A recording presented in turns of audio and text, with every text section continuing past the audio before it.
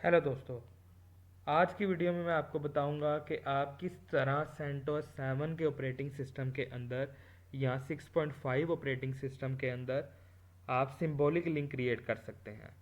सबसे पहले तो मैं आपको बता दूं सिंबॉलिक लिंक होता क्या है। सिंबॉलिक लिंक का मतलब यह है कि मेरा एक पाथ के ऊपर किसी एक डायरेक्टरी के अंदर पड़ा हुआ डाटा मैं किसी दूसरे पाथ के ऊपर किसी और डायरेक्टरी के अंदर देख सकूं।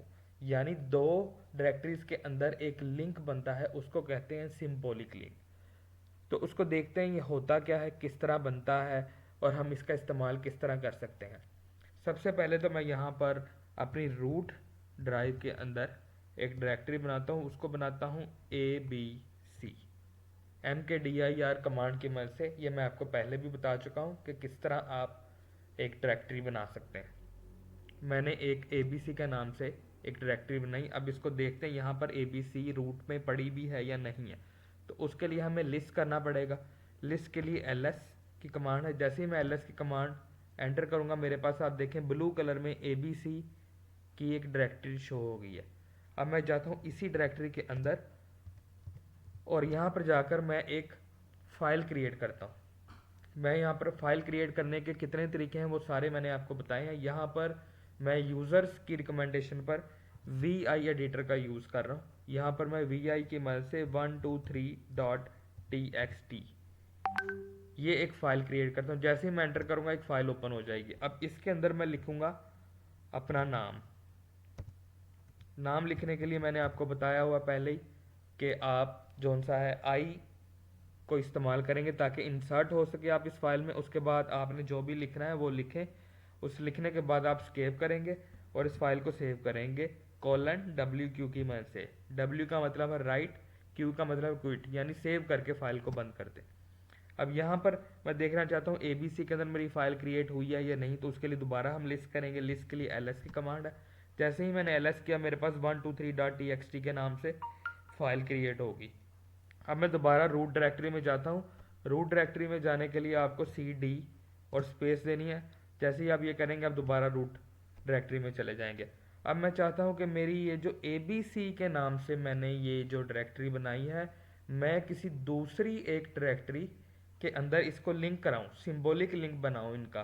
तो उसके लिए पहले मैं रूट अपनी किसी एक पाथ पे जो सा है अपना एक डायरेक्टरी क्रिएट कर लेता हूँ। आपको दिखाने के लिए मैं यहाँ पर रूट के अंदर ही एक और डायरेक्टरी बना लेता हूँ। MKDIR की मदद से XYZ नाम की एक मैंने डायरेक्टरी बना ली। उसको देखते हैं कि बन गई है कि नहीं। उसके लिए लिस्ट करेंगे, दोबारा LS करूँगा तो मेरे पास शो हो जाएगा। अब यहाँ पर देखें मेरे पास ABC एक डायरेक्टरी जो मैंने पहले बनाई थी, अब XYZ एक और डायरेक्टरी ब्लू कलर में आपको नज़र आ रही है, वो भी बन गई है। अब मैं चाहता हूँ कि मैं ABC की जो डायरेक्टरी है उसका सिंबॉलिक लिंक बनाऊँ XYZ में। यानी जो ABC डायरेक्टरी के अंदर जो कुछ भी पड़ा हुआ है वो मुझे XYZ डायरेक्टरी के अंदर भी नज़र आए।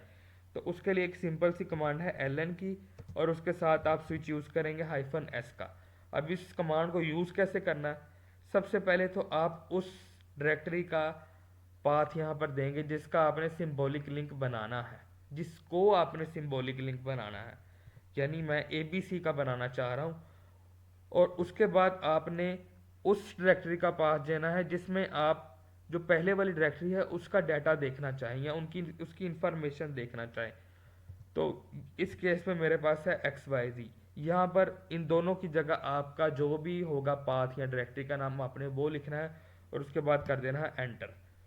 अब यहाँ पर देखें हमारे पास कोई एरर नहीं आया। उम्मीद है कि ये सिंबॉलिक लिंक बन गया होगा। अब इसको चेक भी तो करना चाहिए कि वाकई हमारा सिंबॉलिक लिंक बन गया है कि नहीं।